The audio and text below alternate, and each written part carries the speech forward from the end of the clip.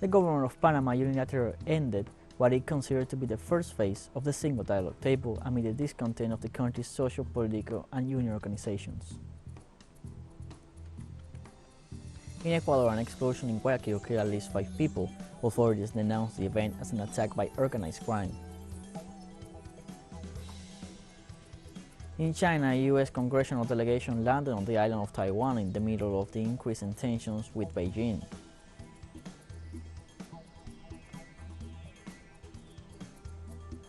Hello, welcome to From the South. I'm Luis Alberto Matos from the teleSUR studios in Havana, Cuba. We begin with the news. In Panama, the national government unilaterally closed what it considered to be the first phase of the single dialogue with the country's social, political, and union organizations. The withdrawal comes at a time when they had reached an impasse, given that the social organizations questioned the fact that the Catholic Church is not allowed to convene and facilitate the dialogue for the Social Security Fund.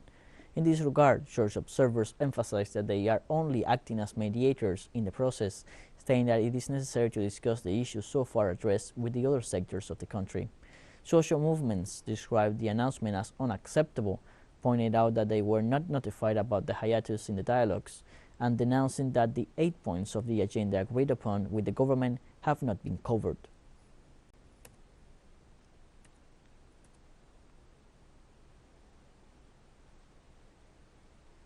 From the Pueblo Unido Alliance, the Secretary General of the Construction Union expressed his surprise at the closing of the Social Security table and called on the representatives of the church to reflect on the matter. We have been really surprised in an untimely way by the spokesman of the facilitation, in this case Professor Blanco, on behalf of the church, to have announced the untimely closing of the first phase without consultation. For those of us who are here, is unacceptable. I have asked for the Monsignor to come, because when we talked to him before arriving here, he told us that he was going to assume, and that was our vote of confidence. The new Vice President of Colombia, Francia Marquez, was honored this Saturday in her hometown in southwest Colombia after taking office as the first Afro-descendant woman to hold the position. Francia's visit had a specific purpose: to receive Mother Earth in order to lead with wisdom the mission she will have in the next 40 years. In that sense, a crowd, mostly Afro, paid tribute to her with drums and traditional ceremonies in a coliseum in the municipality of Suarez, in the department of Cauca. Hand in hand with President Gustavo Petro, Francia Marquez is part of Colombia's first leftist government, and during the meeting with her community, she called for a confrontation with the traditional elites.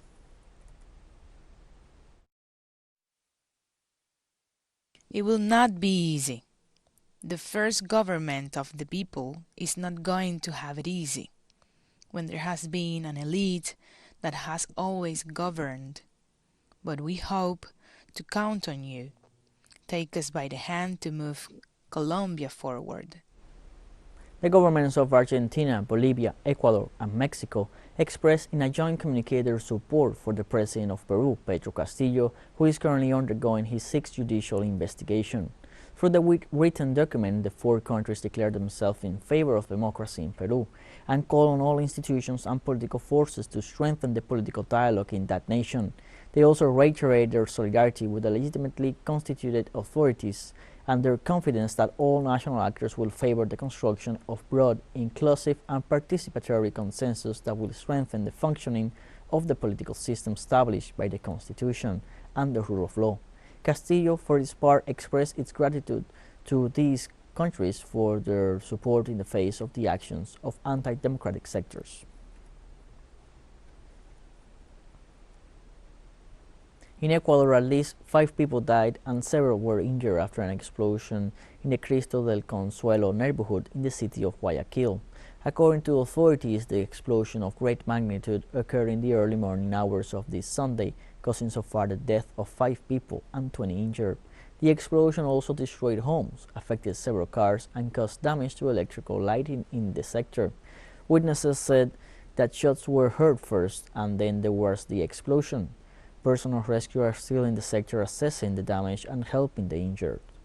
The authorities have not yet confirmed the origin of the explosion.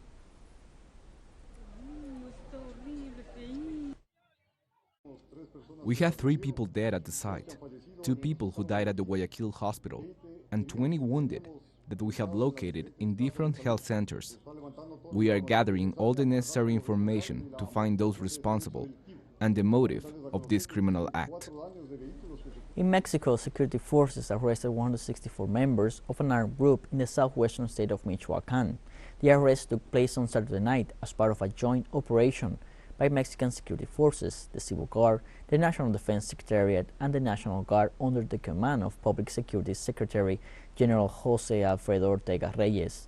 During the interinstitutional operation, 142 rifles, 44 small arms, and 28 vehicles were seized, one of which was armored. According to local media, the people arrested are reportedly members of the group known as Pueblos Unidos, who were traveling in a convoy on the highway to Uruapan, allegedly to take over this municipality. Let us take a short break now. Join us again after this.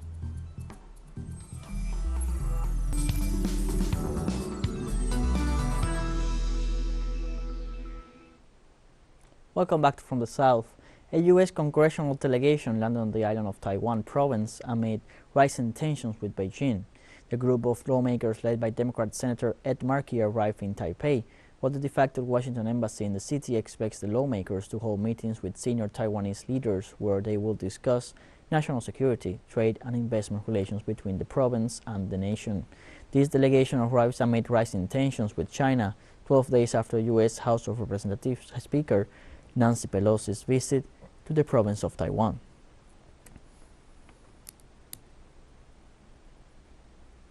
In the United States, 2 people died and 17 others were injured after a car crashed into a crowd in the state of Pennsylvania.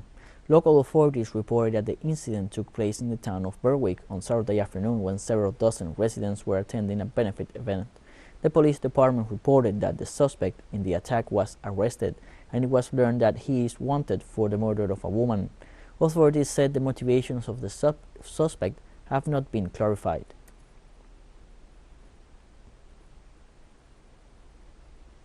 An unidentified man in the United States shot himself dead after crashing his car into a vehicle barricade near the Capitol. According to local authorities, a man crashed his car into the barricade at East Capitol Street and 2nd Street. As he got out the car, the vehicle became engulfed in flames, and the man fired several shots into the air, alerting officers to the scene. The man then shot himself. Nobody else was hurt. The incident comes at a time when law enforcement and FBI agents across the country have received threats following the raid on former President Donald Trump's Mar-a-Lago property in Florida. Syria denounces that almost 90 U.S. tanker trucks with crude oil stolen from the wells of Deir Ezzor left for the Al-Mahmoudiyya border crossing, heading for Iraq. According to the Syrian state agency SANA, those of this Friday are added to those of Thursday, when a convoy consisted of 144 tanker trucks loaded with stolen crude oil left Syrian territory. Syrian authorities estimate that the United States and militiamen supported by Washington loot around 66,000 barrels of Syrian oil daily, which is equivalent to 80% of the total production of the Arab country.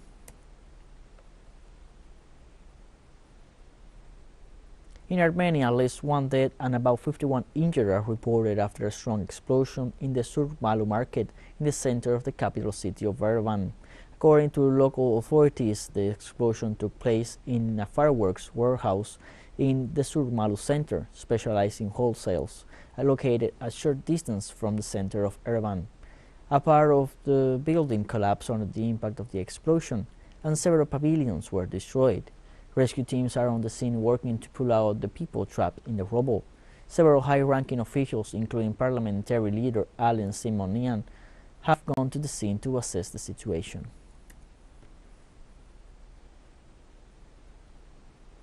Pope Francis on Sunday called for international help for Somalia to fight a deadly drought that the UN says has displaced 1 million people. The 85-year-old pontiff drew attention to what he called the serious humanitarian crisis in Somalia after his weekly Angelus prayer. The people of this region, already living in various precarious conditions, are now in a deadly period due to drought. I hope that international solidarity can respond to this emergency, he said. Unfortunately, world diverse attention and resources, but these are the goals that demand the most commitment: the fight against hunger, health, education. Somalia is gripped by the worst drought in more than 40 years, according to the UN Refugee Agency. More than 755,000 people have fled their homes, but remain within Somalia's border. This, added to those who have fled abroad, brings the total to 1 million.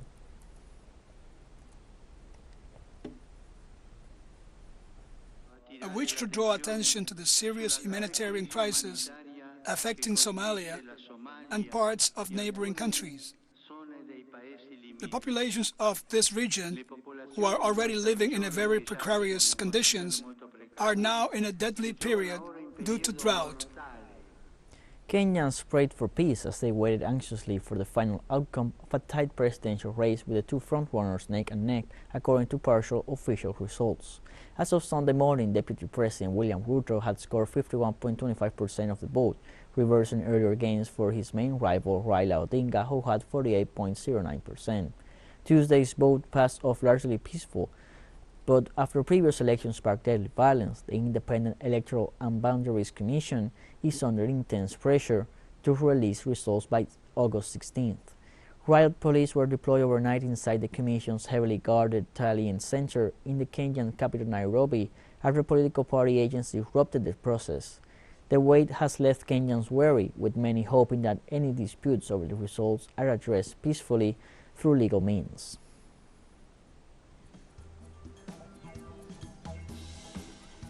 And we have more news coming up after a final short break, so don't go away.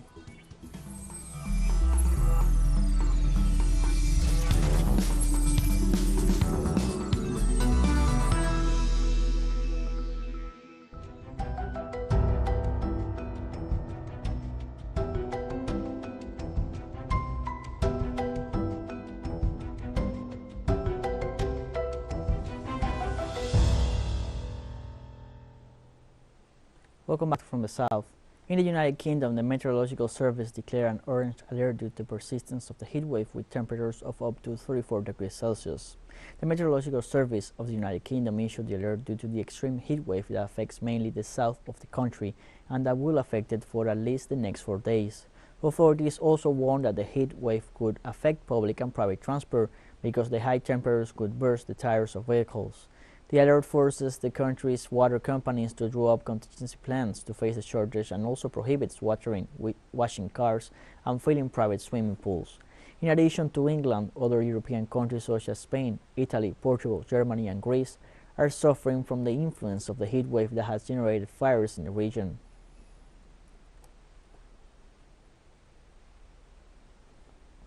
In Spain, a forest fire has been burning thousands of hectares since Saturday in the Aragon region of northeastern Spain, forcing the evacuation of at least 1,500 people. Authorities report that the fire originated in the municipality of Añón de Moncayo and is still active in a perimeter of 50 kilometers, also estimated to have burned between 8,000 and 10,000 hectares of land. During a statement to the press, the president of the region, Javier Lamban, pointed out that the strong winds, together with other factors, have favored the rapid spread of the flames. He also stressed that at least 1,500 people were evacuated from the surrounding areas, while 300 firemen and several aerial units were deployed to control the fire. In Germany, authorities warn of possible environmental disaster in the Oder River due to the appearance of thousands of dead fish on its banks. The Environment Minister Steffi Lemke demanded a thorough investigation to determine the causes of the disaster, while warning that the Polish authorities were aware of the fact and did not notify her. According to sources, fishermen in Poland noticed the first cases of dead fish since July 28th. However, the country's Prime Minister Mateusz Morawiecki assured that he found out about the incident on August 9th or 10th. The Prime Minister also pointed out that the level of pollution is very high and that it will take years for the river to return to its natural state. In China, at least 7 people were killed and 3 others injured as a result of flash floods that hit a city in Sichuan province in the country's southwest. Local authorities reported that this Sunday 3 people died, while yesterday there were 4 deaths and the injured are still in stable condition. The victims are tourists who were swept away by floodwaters while touring the Long Cow Valley in the city of Pengzu. Videos shared on social media show how floodwaters suddenly raised the volume of a canal and swept many people. Press reports state that search and rescue efforts are continuing at the site.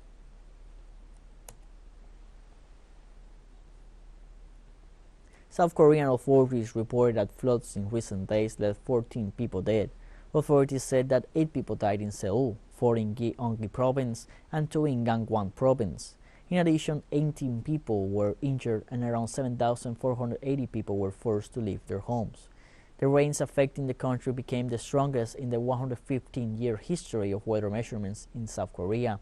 A total of 525 millimeters of rain fell in Seoul from Monday to Wednesday last week, flooding more than 3,000 buildings. A fire ripped through a church in a densely populated neighborhood of the Egyptian capital of Cairo on Sunday as congregants worshipped, killing at least 41 and injuring 55, the Coptic church said. The blaze broke out while a service was underway at the Abu Saifin church in the working-class neighborhood of Imbaba. An initial investigation pointed to an electrical short circuit, according to a police statement. But according to a statement issued by the Egyptian Ministry of Health, at least 55 people who were injured are receiving treatment in local hospital. President Abdel Fattah al-Sisi mobilized all state services to ensure that all the required measures are implemented. In the meantime, it was confirmed that the government will allocate around $5,200 in compensation to the families of the victims of the fire and $1,000 to those injured.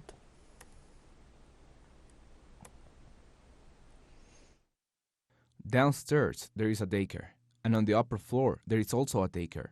And thanks to this guy, God bless his soul, was able to take the young out. He was a church worker. He didn't know there was anything upstairs. But when the noises and the yelling started and people arrived, we went inside, went upstairs, and found people dead. We started to see from outside that the smoke was getting bigger, and people wanted to jump from the upper floor, from the building of the church to the next, and one did. Then we went inside, and we found the children, and we started to take the bodies out. teleSUR English continues to grow its signal now reaches Europe. You can order from your cable dealer or tune it yourself. These parameters that you see on screen are in place since July 1st, and quite soon further changes will be implemented for the signals in the Middle East and Africa. Now more than ever, the world connects to us and our stories are heard in all the faraway nations. This news multi-platform will continue providing truthful content to oppose the hegemonic media's narrative and unfaithfulness to our audience. And we have come to the end of this news brief. Remember, you can find these and many other stories on our website at telesurenglish.net. You can also join us on social media, Facebook, Twitter, Instagram, and Telegram. For teleSUR English, I'm Luis Alberto Matos. Thank you for watching.